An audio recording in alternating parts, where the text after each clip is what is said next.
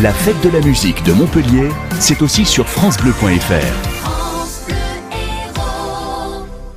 Bonjour Julien Doré. Bonjour. Bon, alors je sais que c'était... Non, j'ai oublié, c'est Toulouse que vous m'avez dit tout à l'heure. Non, on était en Suisse, on était à Mézières hier soir. Ouais. Et avant encore, c'était un autre concert. Et avant-hier à Toulouse. À Toulouse, voilà. Toulouse, Suisse et Montpellier. Beaucoup de tourbus, ouais. Ouais, c'est ça. On roule beaucoup. Bon, pas trop fatigué quand même. Si. Si. Mais ça va. C'est quoi qui porte dans ces moments-là? C'est le plaisir, l'envie, oui, c'est l'envie, le côté festif. Bon, prendre du temps avec ses meilleurs amis en tournée pour aller faire de la musique et chanter et voilà, et être au contact du public qui vient vous voir. Il y a vraiment pire comme fatigue, quoi. C'est vrai, oui. Donc ça va vraiment très bien, quoi. Voilà, puis en plus vous venez faire la fête de la musique chez vous. Ouais, et ben oui, c'est ça aussi. C'est génial. Je suis à la maison. Il y aura la famille dans le public, enfin pas très loin de nous. Peut-être pas dans le public, là je pas sais loin. déjà qu'ils doivent m'écouter parce que France Bleu Héros c'est la radio depuis que je suis tout petit. Voilà, ma maman l'écoute du matin au soir. Donc voilà, elle doit nous écouter en ce moment. Elle ne sait pas du tout d'ailleurs que je suis avec vous, mais je l'embrasse. Ça va, c'est fait. Il existe vraiment un univers Julien Doré. Est-ce que vous l'avez cerné ou est-ce que...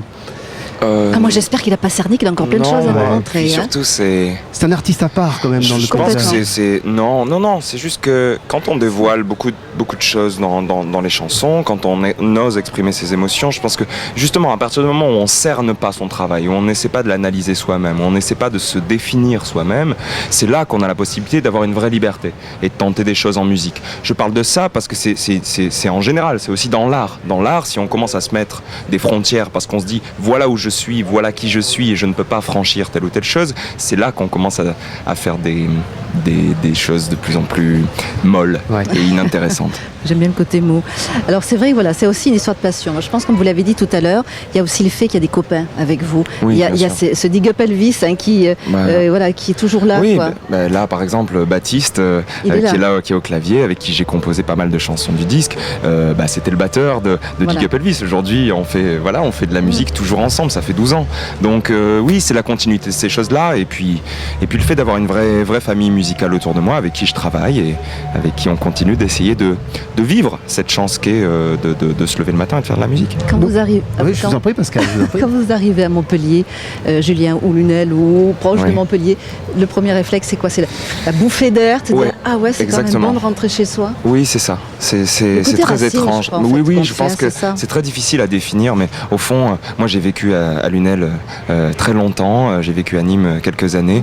Je me rendais pas compte de ce mélange qui est quand même assez typique du Sud, de ce soleil, il y a quelque chose qui flotte, qui est voilà. Et le jour où maintenant ça fait 7 ans, bientôt 8 que je suis à Paris, aujourd'hui je me rends compte que ça me manque quand j'y reviens. C'est très bizarre alors que j'y ai passé toute mon enfance, mon adolescence et bien plus, quoi. Julien Doré, la scène de la fête de la musique, c'est le moyen de rencontrer toutes les générations de la chanson, ceux qui ont déjà une carrière très longue et ceux qui ont une carrière un petit peu plus courte.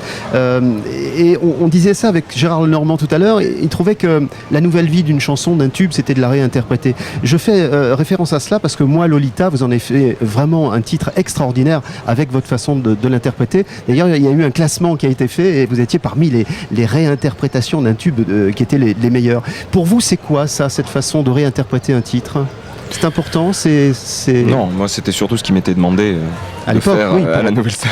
Oui. C'est-à-dire que ça veut dire que vous ne le referez pas ? Je chantais les chansons des autres, si bien sûr. Je continue toujours, je continue à travailler des chansons que j'aime beaucoup ou qui ont eu leur vie et à les réinterpréter. C'est quelque chose qui m'intéresse beaucoup parce que je pense qu'une chanson a plusieurs vies et qu'on peut continuer de trouver dans une même chanson des choses complètement différentes en allant fouiller dans les arrangements musicaux ou dans le texte. On peut vraiment trouver des choses différentes dans une chanson. Donc je crois vraiment à la réincarnation d'une chanson. Ça me fait penser un peu à Jean d'Ormesson avec Born to Be Alive.